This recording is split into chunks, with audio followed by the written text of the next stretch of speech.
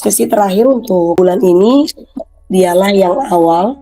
Kan bulan lalu tuh Pupu sudah sharing mengapa Allah menyatakan dirinya dia yang awal. Ada 3 hal ya yang diambil dari dialah Alfa dan Omega, yaitu pertama Allah sumber segala sesuatu, Allah tidak diciptakan, dan kedaulatan Allah yang melampaui waktu dan sejarah. Nah, pagi hari ini aku ambil dari Kolose 1 ayat 15 sampai 18. Aku senang ya saat kayak kita harus menggali sesuatu. Terus dalam pembacaan firman Tuhan tadi kan ini Paulus ya yang menulis kepada jemaat di Kolose. Ya setiap penulisan Paulus lah pasti begitu sangat indah gitu ya.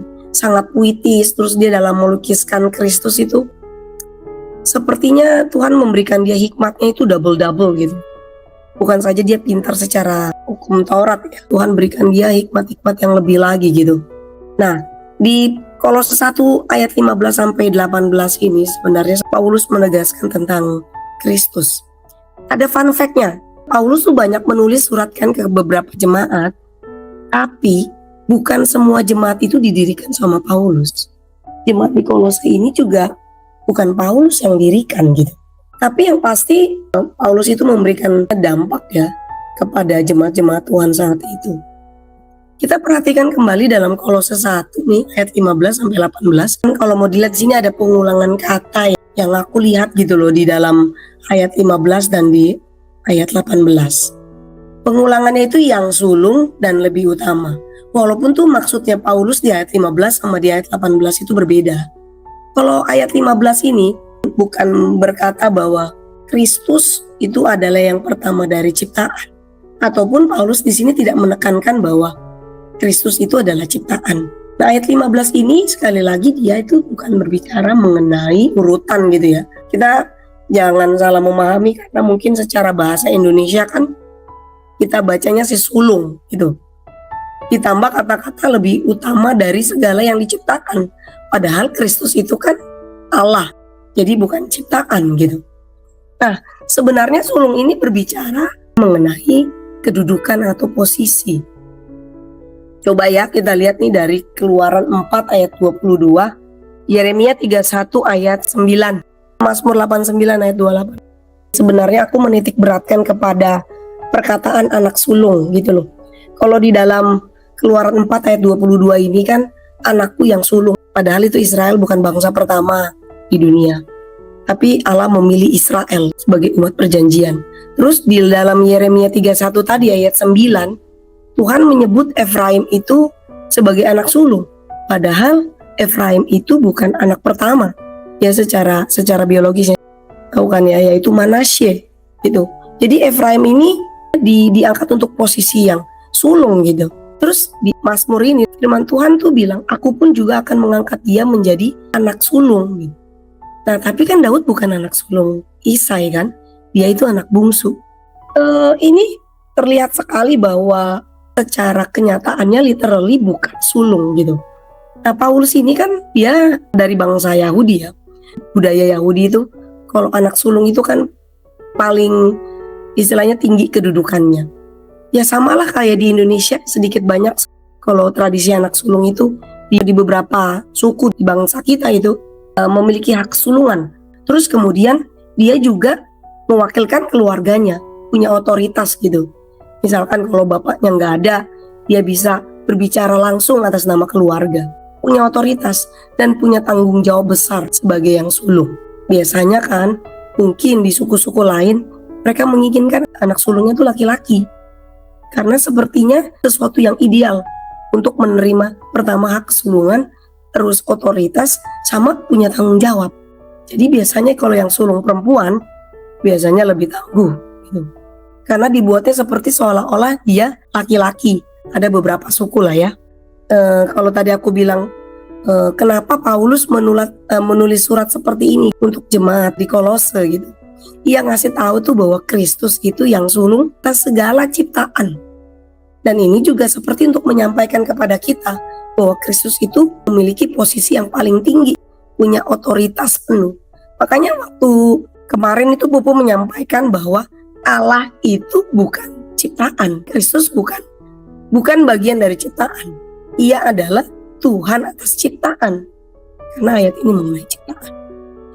Lanjut ke ayat 18. Bisa dibilang ini berbicara tentang bagaimana Kristus, dia adalah memerintah, dia mengatur, dia mengendalikan, dia memberikan direction seperti itulah.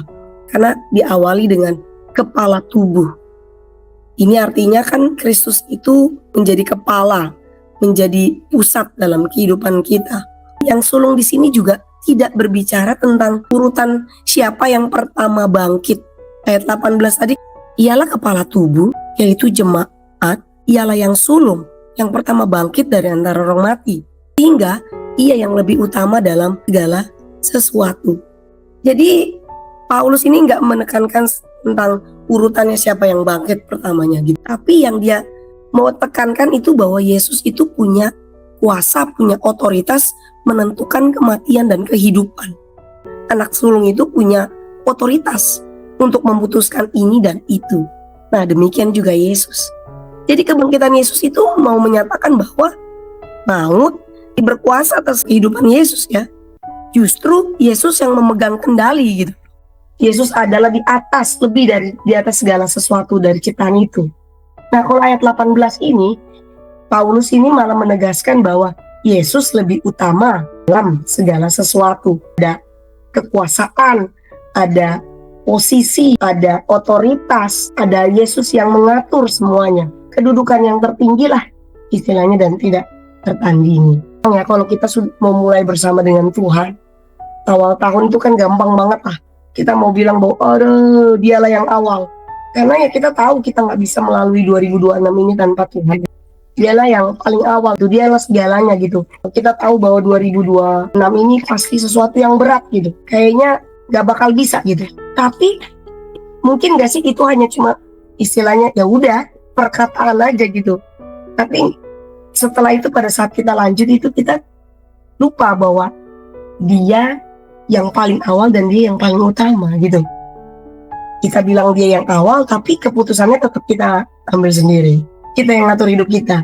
Padahal kalau kita taruh Tuhan di awal, seharusnya kan dia yang jadi pengendali kita, sulung gitu, yang lebih utama, kepala tubuh. Dia yang mengatur, yang memberikan direction, yang mempunyai otoritas untuk memutuskan hidup kita ini dan itu. Tapi malah kita mau mengatur hidup kita sendiri gitu. Istilahnya kendalinya sama kita.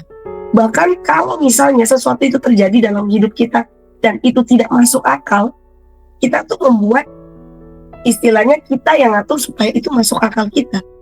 Iya nggak? Nah sekarang ini pertanyaannya, benar nggak sih bilang bahwa Tuhan dialah yang awal? Nah ini yang aku dapat ya. Setelah memahami si sulung ini, setelah memahami yang paling utama itu, bukankah harusnya kita sebagai orang percaya itu, kalau kita percaya sama Kristus ya, berarti kita juga menganggap dia adalah yang sulung dan yang utama. Berarti kita harus tunduk, harus mau mendengar yang sulung, harus mau, bukan saja mendengar ya, memperhatikan tuntunan yang sulung. Karena yang sulung ini tadi yang aku gambarkan ya, dia punya tanggung jawab. Contoh saya kan sulung nih, istilahnya segala sesuatu itu di dalam keluarga itu mungkin mendengarkan saya gitu. Seperti waktu Papa meninggal, bikinnya kayak gimana nih Kak? Mau seperti apa nih Kak? Mereka bertanya kepada saya karena mereka menanti-nantikan istilahnya arahan saya, directionnya mau kemana gitu. Nah sama seperti ini saya melihat sesimpel si Paulus ini menulisnya dengan istilahnya dipengaruhi oleh budayanya, istilahnya bangsa Ibrani gitu. Dia melihat keberadaan anak-anak sulung yang memegang peranan penting dalam keluarga.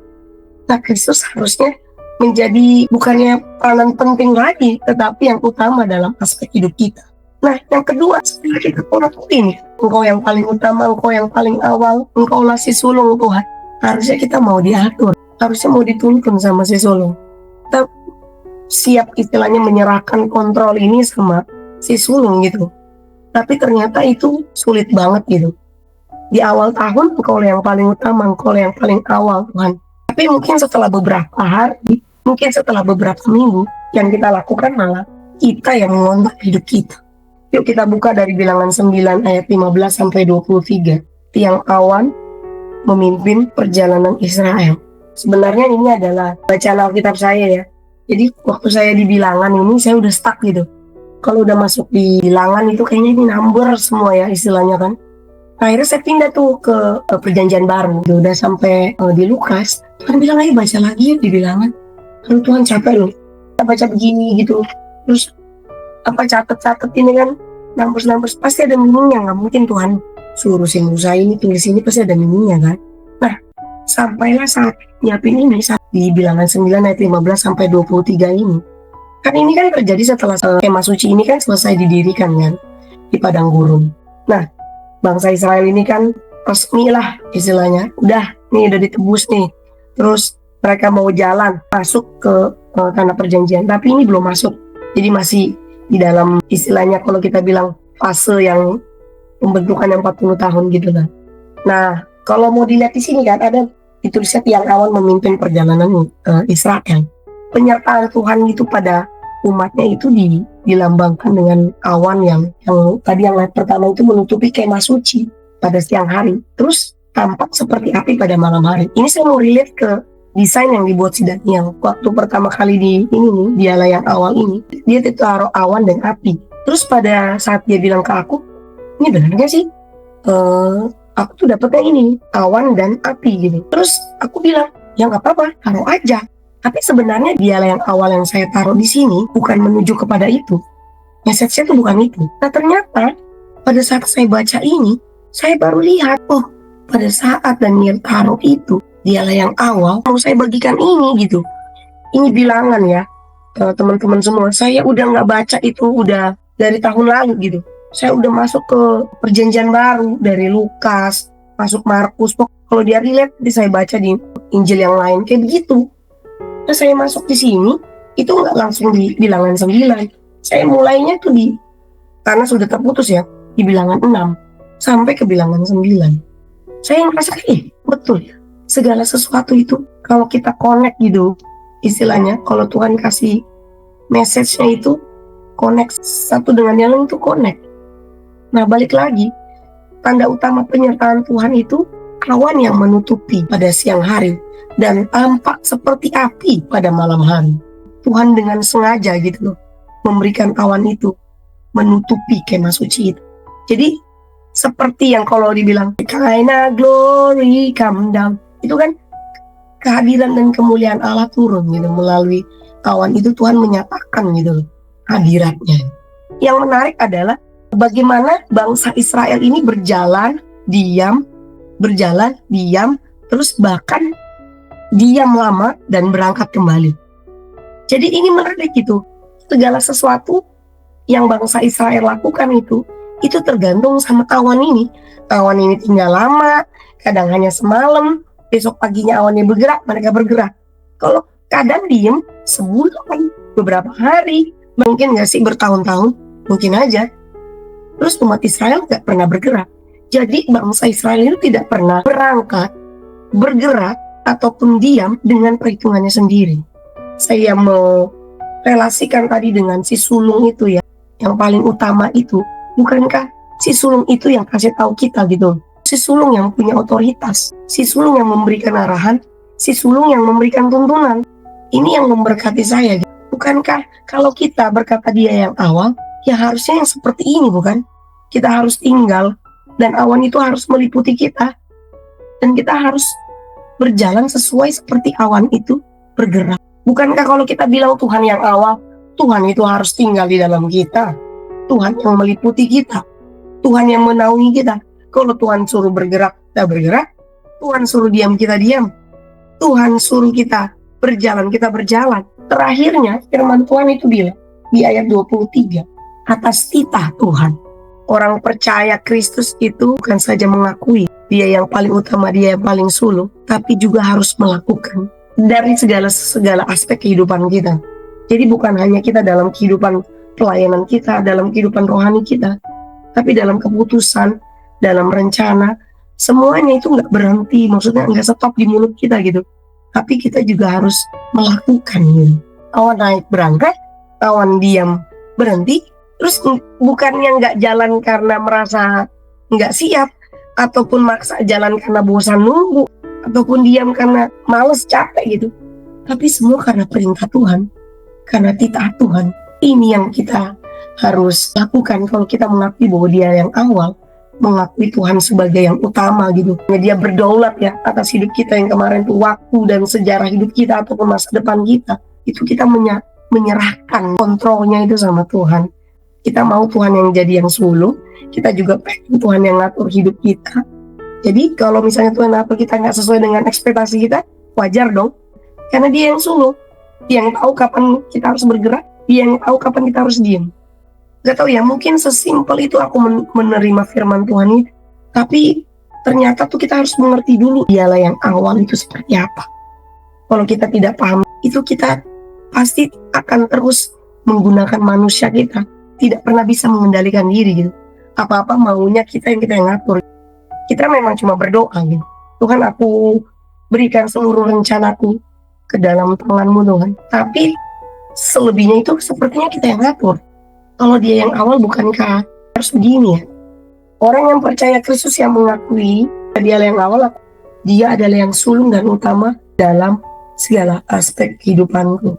Tapi kalau aku sudah mengakui dia yang awal, dia yang sulung, dia yang utama, pastinya aku harus hidup sesuai dengan kehendak Kristus. Harus mau diatur sama si sulung, mau diatur dan dituntun Kristus.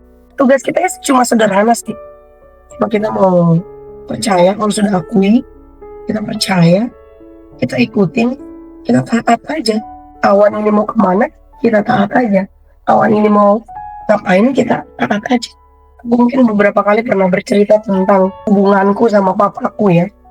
Bagi aku tuh papaku tuh adalah yang sulung gitu. Maksudnya dia yang mengarahkan aku kemana, aku ke kiri, aku ke kanan, sampai aku kuliah pun bukan aku yang menentukan jurusan aku gitu. Aku masuk di perminyakan itu bukan aku yang menentukan, tapi si papa. Bahkan sampai tempat pernikahan pun orang tua aku yang istilahnya kayak, "Udah, ini aja gitu." Sepertinya tuh aku tidak punya hak gitu ya. Sepertinya tuh kayak terlalu banyak diatur gitu. Tapi aku belajar bahwa saat aku memandang dia yang paling utama, paling sulung di dalam keluarga gitu. Karena si sulung kan harusnya ngelihat orang tua kan. Kalau adik tuh biasanya ngeliat kakak atau ngeliat orang tua. Biasanya adik lihat kakak, kakak lihat orang tua. Atau adik lihat orang tua juga, it's okay lah. Tapi dia menjadikan kakak tuh sebagai suatu role modelnya gitu. Aku gak punya kakak, jadi aku lihatnya papaku ya. Itu yang aku lakukan. Dia masukin aku di sekolah ini, dia suruh aku begini. Pokoknya kalau dia telepon itu aku akan bilang iya. Tapi yang ku dapat adalah buah dari ketaatan itu. Aku jadi sesuatu yang gak masuk di akal aku gitu. Kalau Tuhan taruh gitu, aku tidak mempertanyakan. Kayak ya udah, ayolah jalan aja Tuhan. Karena sudah terlatih di dalam hubungan keluarga gitu. Papaku bilang sesuatu yang tidak masuk akal aku. Bagaimana coba aku nggak menyukai perminyakan karena cita-citaku jadi dokter gitu. Tapi saat itu aku tak jalan aja gitu. Ya memang karena kondisi si papa kan ya hamba Tuhan harus membiayai kedokterannya 200 juta ya saat itu gitu. Aku tuh kayak semacam menolak tapi jalan aja gitu. Dan di satu sisi akhirnya aku mengerti bahwa ini tuh yang namanya percaya sama si sulung, bahwa si sulung ini akan bertanggung jawab atas kehidupanku. Dan memang beliau bertanggung jawab. Nah, apalagi ini Tuhan gitu. Kalau Paulus kan melukiskannya dengan dia melihat dengan dari kebudayaannya. Dan aku yakin Paulus itu menuliskannya itu memikirkan bahwa Tuhan adalah posisi yang paling tinggi, paling teratas. Dialah yang alfa, dialah yang awal, di dalam segala sesuatu dia paling atas. Bapa di dunia aja bisa memberikan seperti itu kepada aku, apalagi Tuhan gitu yang menciptakan kita, menyelamatkan kita, memelihara kita, menjamin hidup kita. Ini sih yang aku mau bagikan ke rekan-rekan netes semua di sini. Ini yang memberkati aku luar biasa. Kalau kita bilang dia yang awal, seterusnya dalam hidup kita, haruslah dia yang awal dari rencana kita, dia yang awal dari keputusan kita, dia yang awal dari langkah kita, dia yang awal dari hari kita, dialah yang awal dari apapun hubungan kita. Artinya kita menempatkan dia di posisi yang paling tinggi di dalam segala aspek hidup kita. Tuhan berkati, kiranya ini menjadi berkat untuk kita semua.